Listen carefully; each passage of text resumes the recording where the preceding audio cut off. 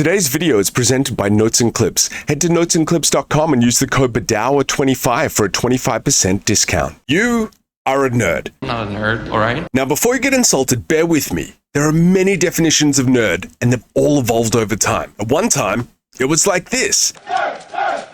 And I hope you bear little to no resemblance to the behavior in that movie. Let's face it, this is not the worst thing you've caught me doing. And over decades, people tend to think of nerds as more like this. Ooh, Leonard's going all alpha nerd on Sheldon's. I even did some art for the WB on The Big Bang Theory. I got to work with some lovely people. Let's get back to it. And while I'm guessing this resembles some more of you, it doesn't capture many of you. I don't think this show even captures me, and I'm a card-carrying nerd. I feel these days the Big Bang characters aren't nerds. They're more geeks. I'm a nerd, not a geek. Geeks are people who are obsessed with pop culture. Meanwhile, my definition of nerd is someone who platonically loves something on a deep level. By that rationale, you could be a nerd about anything. That's right. If you can quote player stats and dates, in my books, You're a nerd. football nerd, sports nerd, all these people in this stadium, Nerd.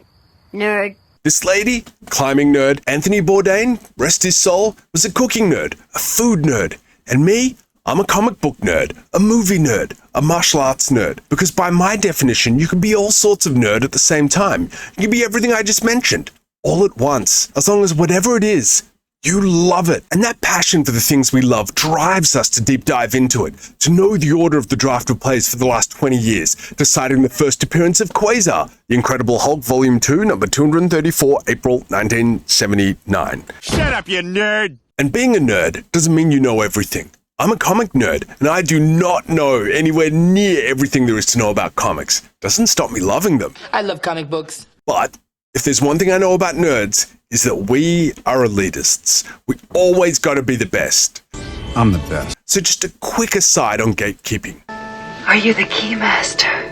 Just stop it. Here's why being a gatekeeper destroys the things you love. If your passion doesn't get a constant influx of new fans or manages to maintain a constant fan base, it will die. Your favorite show, I aim to misbehave.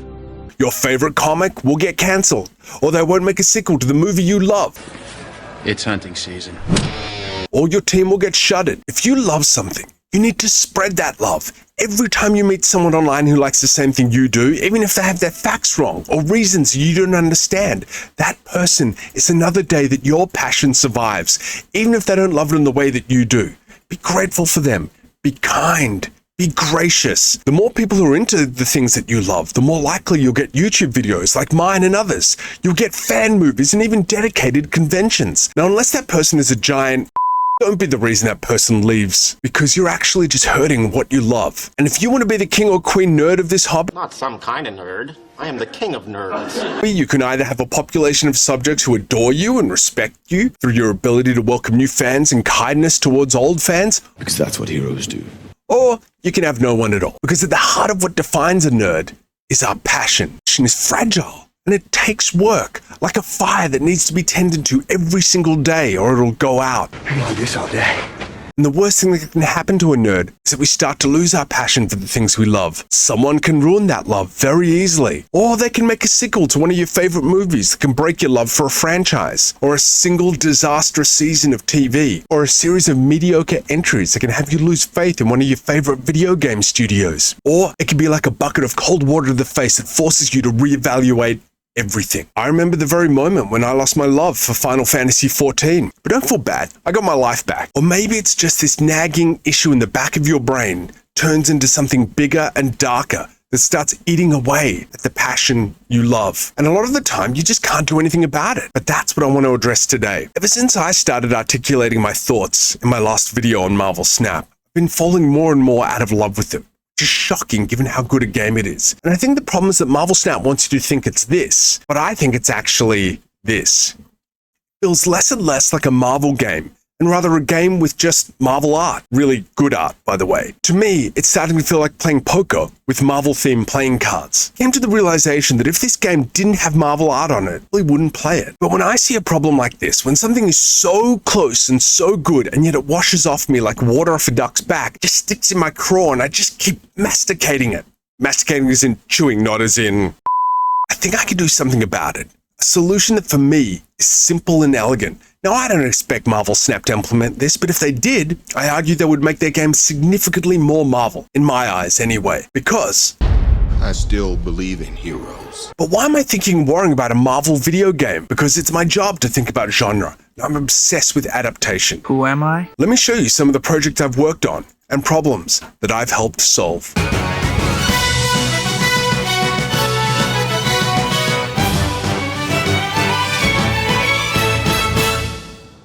Welcome to the panel, where I look at the world through the frame of the comic book. My name is Jason Badower. You can check out some of my comics, Joker, Harley, Criminal, Sanity at your local comic shop. You can also check out the graphic novel Artemis, which I wrote with the amazing violinist Lindsay Sterling. But today, I want to play a game. whoa, not that kind of game. We're going to keep all our limbs intact for this one. I just can't get the thought out of my head that Marvel Snap just isn't Marvel enough for me. What gets me is they have some absolutely on-point adaptations of the characters. I mean, look at this. This is a pretty good list. How many did we win? But at this point in time, it's only 40 out of 150 cards. A comfort for your loss. For those who care about math, that's a 27% success rate, in my eyes anyway. That's rounding up, because I'm a nice guy. I do not ever expect anything to be Perfection. but somewhere around and hopefully over the halfway mark would have made a big difference to me. So doing the math in the other direction, it's 110 cards, 73% that I consider to be not very Marvel. Damn. When I look at it like that, I'm actually sort of glad I did the math on it. It just sort of justifies why I've been struggling with the game. And that's why I want to make Marvel Snap more Marvel, by flipping those numbers around. Is it too much to ask for both? Because for me anyway, it doesn't feel very Marvel. Your mileage may vary. My mandate is to turn Marvel Snap into a cohesive world that represents the comics. How do we do this? First, ranking. The legendary Martin Luther King Jr. believes that all men are created equal. I believe the same. But I do not believe that all superheroes are created equal. Come at me, bro. I'm a superhero bigot. The hate is swelling in you now. I'm grateful to be friends with Jonah Weiland, the founder of Comic Book Resources, CBR.com, and a while back he posted an enormous idea that has affected me deeply. Both him and I went through our entire fandom believing there are A-list and D-list characters. For example, for me, if I had to rank the 6 main Green Lanterns in comics, it would look like this. In my mind, the most iconic Green Lantern is Hal Jordan, who has proven he can carry a solo monthly comic book, almost regardless of who's working on it. People just love Hal Jordan. Next up would be John Stewart, whom I love, but I don't think he can support an ongoing monthly book without either some serious marketing support or a top-notch creator involved. Below John would be Kyle Rayner. Don't at me, Kyle is my favorite. I grew up on Grant Morrison's JLA, but Kyle is a supporting player. And while Guy Gardner is one of my absolute favorite characters, I don't think he has anywhere near enough of a fan base to support a solo comic, as has been proven even at the height of his popularity. Now, I know Jessica Cruz mainly from video games and the interpretation of the Super Pets. I just haven't read enough comics she's been in to tell you enough about her. Right now, she's D for me. Distant support material. For our last Green Lantern, I'm going to leave the comics, skip E, and go directly to G for the movie Green Lantern,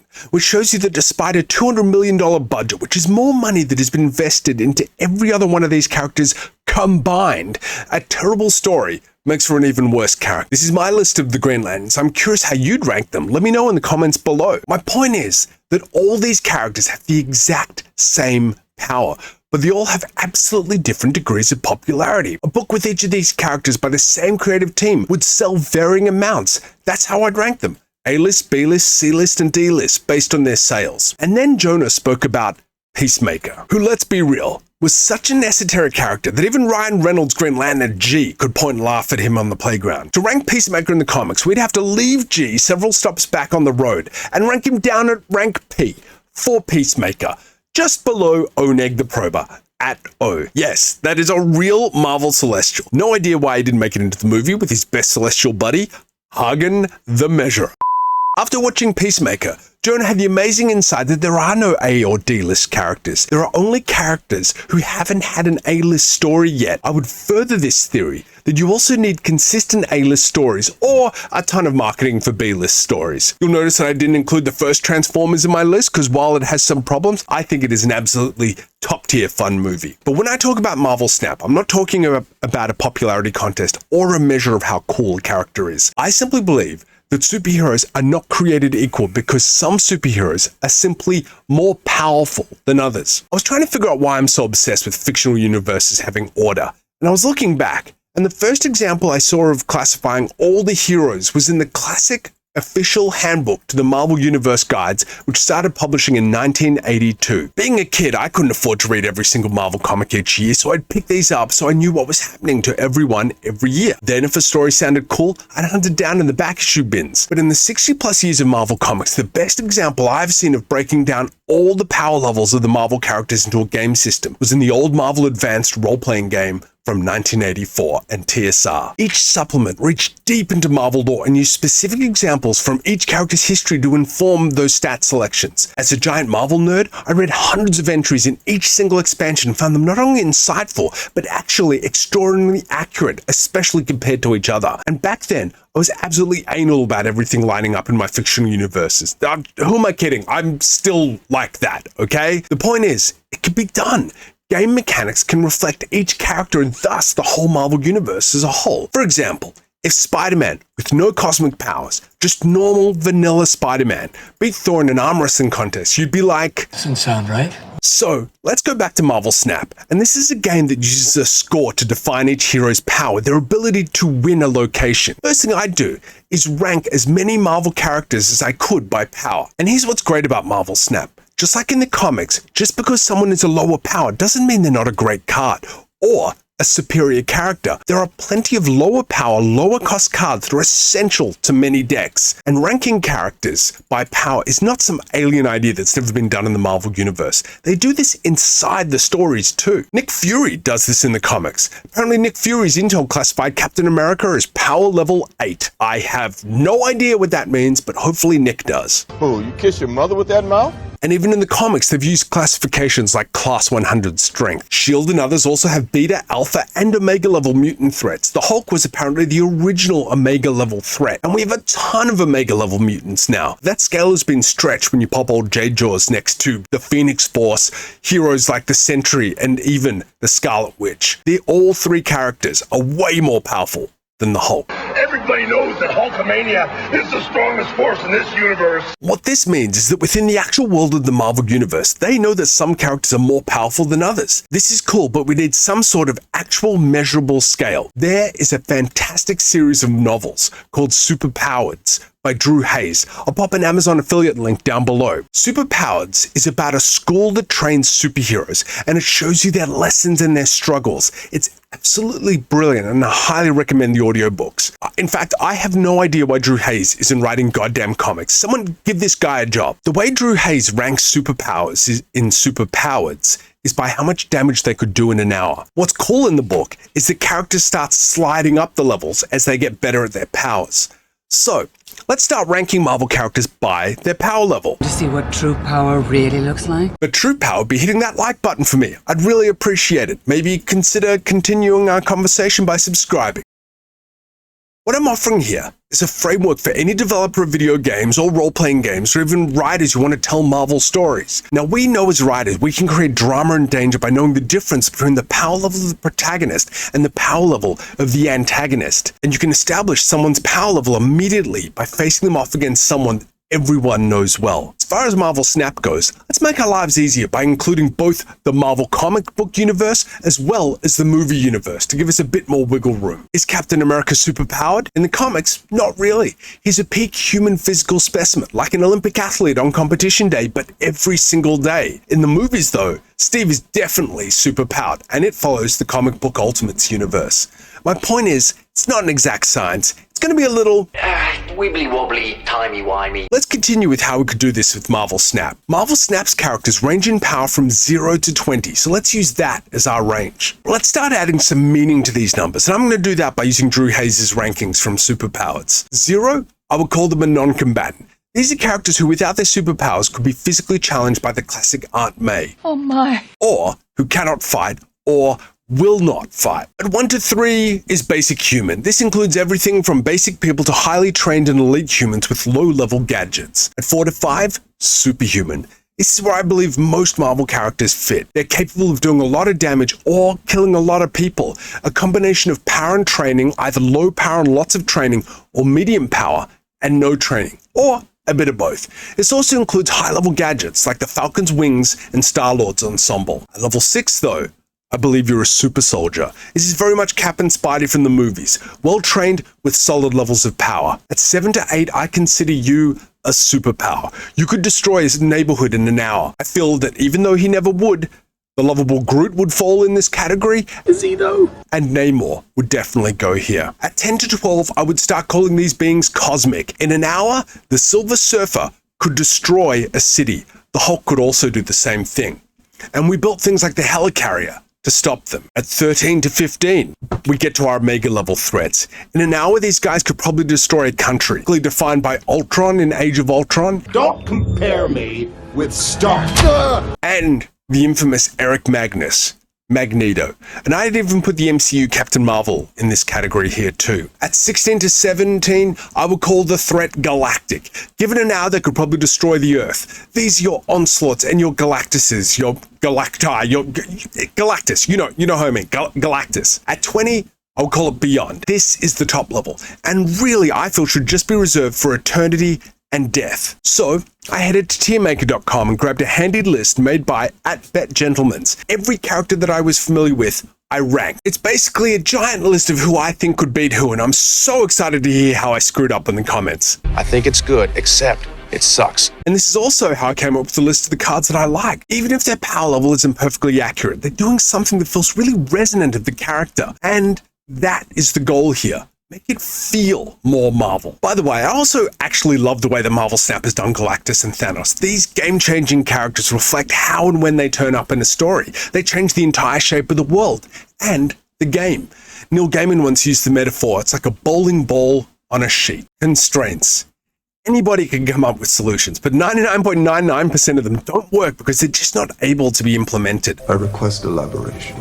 Most solutions are too complicated, too expensive, or just require too much work for too little value. I personally can't estimate the value proposition for second dinner in doing what I'm about to propose, but it's all I've got. For making Marvel Snap more Marvel, here's Prime directive. we cannot change a single power, number, or any ability on any card. To do so would disrupt the meta and the balance. Look, I know a bit about game design, but Marvel Snap's game design is so far beyond me that I'm basically this ape. But here's the one thing we can do. Not that thing, this thing. If a universe is a set of rules, those who seek to discover those rules are scientists, right? So gather you round, Marvel nerds. Gather unto me your comics and movies and video games featuring all things about great power, for we have an even greater responsibility, because we are gonna science bro the hell out of this. Wait, science broette, siblings, that's the word. We are gonna science siblings the hell out of this. Just because something works doesn't mean that it cannot be improved. But first thing I'm gonna do is throw down some general rules. Characters are all fictional. I can't stress enough that this is about me. It's me who can't live in a depiction of the Marvel Universe where the Red Skull, Dr. Octopus, and Crossbones are all stronger than the Hulk, Captain Marvel, and Doctor Strange, respectively. So let me show you what I think we should do. Recasting. Does anyone even have a plan? I have a plan. If we can't change any values on the cards, then what can we do? We can change the character on the card. Already some people are down in the comments being like, yeah, but what about my Silver Surfer Patriot deck? And my point is, your deck will still 100% be the same. It will just have a different name because some of the cards will have different names. And anyway, you're putting the cart before the horse. First there was a Marvel Universe, then there was Snap. Not that Snap. Not that Snap either. Iron Man. Damn, there's a lot of snapping in the Marvel Universe. See what they did there. Then what I did was to go back and reorder the cards in the order that Marvel Snap has them by power. And that looks like this. The first thing you're going to notice is the distribution is wildly different at the power level of the Marvel Universe. There's a ton more 2 and 3 power cards than there are 2 and 3 power characters, and not a lot of cosmic level characters. This is not going to line up, even if we start sliding character up and down the power ranks by 1 or maybe even 2. Any more than that, and I think we're going to start breaking the world we're trying to create. But there are exceptions. If a character's stats aren't accurately portrayed, what card accurately captures the spirit of their character? It's a bunch of special cards up the top whose power depends on another card. We could justify that using their power as a support mechanism absorbs their concentration that takes them off the front line as a fighter. Sue Storm is often focused on defense, creating a force field to protect her teammates that she's unable to do any offense. Popular cards like Sunspot should be moved to a more popular character. Extra challenge. Can I create any synergies? Is it possible to create a super team? But at the end of the day, I'm just trying to get that 27% marvelousness. There's that word again. Marvelousness. Just make it more Marvel. Before we get started, does anyone want to get out? I'm going to start down the rabbit hole with a little-known superhero by the name of Iron Man. Iron Man's card has a power of 0. Are you for serious right now? Yes, seriously. That means every single character could beat Iron Man.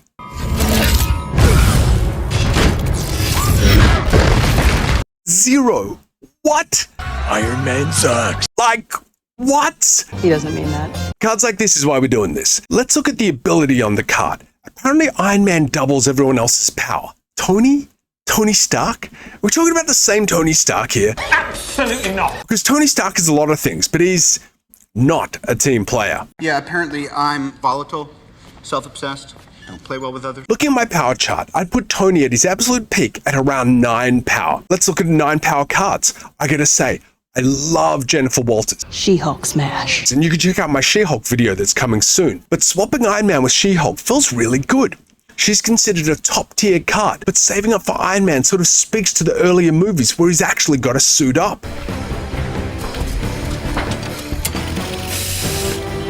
Or, as an alternative, the way Iron Man is positioned in our culture is that he comes in at the last minute to save the day. We could give him Captain Marvel's powers. Tony can be where he needs to be at the end of the fight. It's a big power drop, but there's still technically increased functionality. It feels right also. We got options. Options above a power of 0. Who would you assign Tony to? Let me know in the comments below. But that leaves Tony's card abilities vacant. 0 power. Looking at our ranking, that means we're looking at a non-combatant. And they're a force multiplier on a team, making everyone else more powerful and more effective. How about Professor Charles Xavier? As a telepath, Charles Xavier isn't bringing any punching to the party. Yes, I know he has telepathic bolts that can mind control people. But on a team, his telepathic link is the first thing he sets up, which makes him a force multiplier on any team, which he has done on multiple occasions. Works for me. Who would you assign the Iron Man card to? Let me know below. But now I've got Professor X's card vacant. Who could it fit? 3 power locks down an area. Back on my rankings, 3 power is a low-level superhuman or a human with some cool gadgets and training. How about Nick Fury, director of S.H.I.E.L.D. As a highly trained operative with gadgets, I feel he justifies the 3 power. His lockdown of an area is explained by S.H.I.E.L.D. agents and vehicles shutting down any superhero activity in the area. It's not perfect, but it works. Who would you give Professor X's card to? Do you see how this dance is working? One card cascades to the next. Another fun recasting we could do is to very easily swap I, Odin Allfather, and Agatha Harkness's cards. Agatha becomes way less powerful and Odin becomes god tier because, you know, he's an actual god. This called it magic, and you call it science. Well, I come from a place where they're one and the same thing. And then Agatha becomes the secret unrevealed twist at the end because it was... Meanwhile, Odin becomes the manipulator.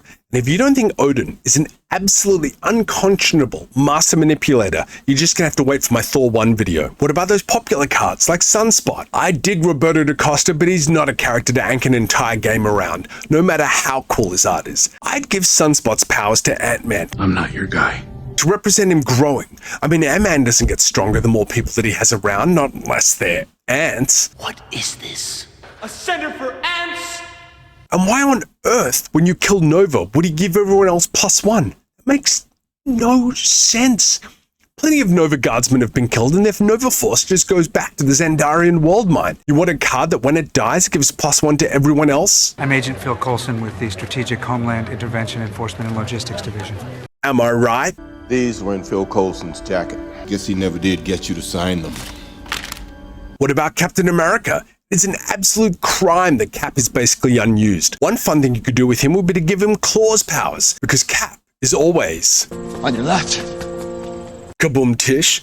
And he always has a partner that he works with. But I also feel you could meaningfully give Steve Captain Marvel's card abilities, or even the White Queen showing Cap's tactical genius. Or hell, it would reflect Cap's ability to rouse seemingly defeated allies. Even Stature's ability would work. When Cap sees wrong, he steps in to help. Spider-Woman also works, which is like a powered-up version of what he currently does. Onslaught works too, as Cap's leadership affects his teammates. You make a couple other Avengers ongoing, and you've got yourself some actual teamwork going on. In fact, that brings me to team synergies. The only team that comes close to any sort of synergy is the Guardians. They're all variations on guess where your opponent's card is. Do you know who you need to make that team work? Yep, you guessed it. I'm Daredevil. Makes sense, right? So what I'd do is I'd give Daredevil's powers to Star-Lord, and boom, suddenly you have the Guardians of the Galaxy. What about the Fantastic Four, who I whined about in my last video? Now, it's obvious to lean into Mr. Fantastic stretching powers, but we know it's Reed's brain that creates the biggest effect. Unalive.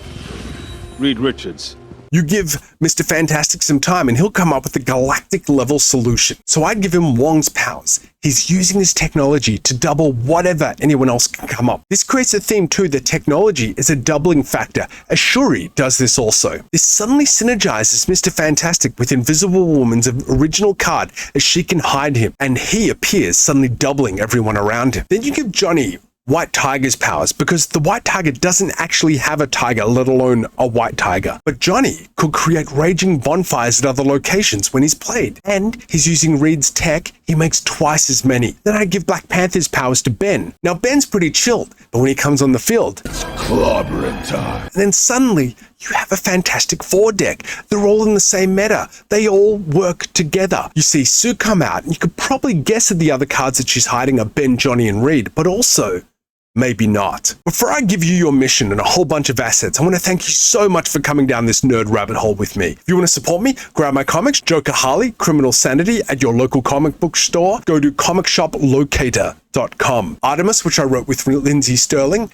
at lindsaysterling.com. I'd love it if you also checked out my art club, the Badower Badasses. There's something for everyone at every tier, from exclusive prints that you can't find anywhere to archive quality artwork. Sign up for the monthly digital sketch competition or guarantee yourself a sketch at a higher level. Or maybe you want an original pen and paper sketch from me. You can join me on stream and chat to me while I do your sketch, and then I'll mail it to you. And you can always check out my latest rumblings at jasonbadower.com. And if you have it in your heart to tap that like button, that'll be super appreciated. And if you're a comics nerd like me and you want to hear or debate more of my thoughts on the Marvel Universe and comics in general, hit that subscribe button. And now, your mission. Here to talk to you about the Avenger Initiative. My entire goal is just to get the ball rolling. I believe together, you can recast the entire Marvel Snap roster into something that mirrors the Marvel Universe much better than I ever could. There's just so many options. It's also a really fun thought experiment, a way to sort of play and enjoy Marvel Snap without actually playing Marvel Snap. Batman is playing Galaga. Now, the link to my tier maker is here, and you can find the list of the current cards here. Just click on Remix This List down below and you can make your own version. I've also alphabetized it for you. You're welcome. You'll notice I didn't rank a bunch because I just haven't read enough comics featuring those characters to have a good handle on them. Maybe you have, and you can help me out. If you'd like to do this exercise, I encourage you to go through and make a list of the cards you do like, because... Cool. Yeah. If it ain't broke. There's nothing wrong with things ending. In fact, I believe that all good things should end. Sometimes the ending is fantastic and people remember it forever. Everything to do with that little girl. Want to retell it in different mediums. I'm taking you with me. Sometimes people are divided on it.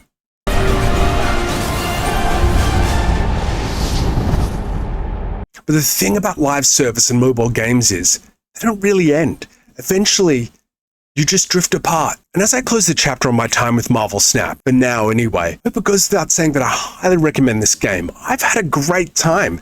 The gameplay, the art, the animations, some of the card designs, the overall fairness of the cash shop and the battle pass, it's great value. But if you want something else that's Marvel, I highly recommend Marvel Puzzle Quest. I haven't played it for a while, but I played that damn thing for years. But thank you, Marvel Snap, for a really good time.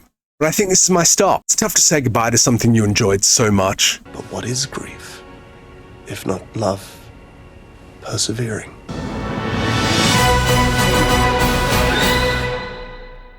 You might not know that I draw most of my art digitally, but when I draw something on an actual piece of paper, it brings so much more meaning to me. In an increasingly digital world, having something physical makes something so much more special. And with that in mind, I'd like to introduce you to Notes and Clips. This is a line of absolutely gourmet stationery. It's all hand designed and developed by two ex-software and IT developers. They want to bring you back to doing things with your own hands with something really beautiful. I know how hard it is to buy great presents for people, but Notes and Clips is now your go-to for amazing prezzies. Look at these incredible stationery boxes. These are the perfect gifts, and they cover a range of interests and styles for anyone who only has to have an appreciation for beautiful design and construction. What about weddings? Is your partner-to-be doing all the work? Get them a stationery kit and the wedding planner bundle. After that, you'll be able to fly under the radar until you got to put your tux or your frock on. And if you know someone who's into stickers, Notes and Clips has you covered. I mean, technically they're stickers, but these are next level. They're hand printed, artisan designed. I'm going to call them adhesive decorations. You could use them for planners, cards, put them in your kids' lunchboxes, or just anything you want to make look better or feel special. And that's the thing.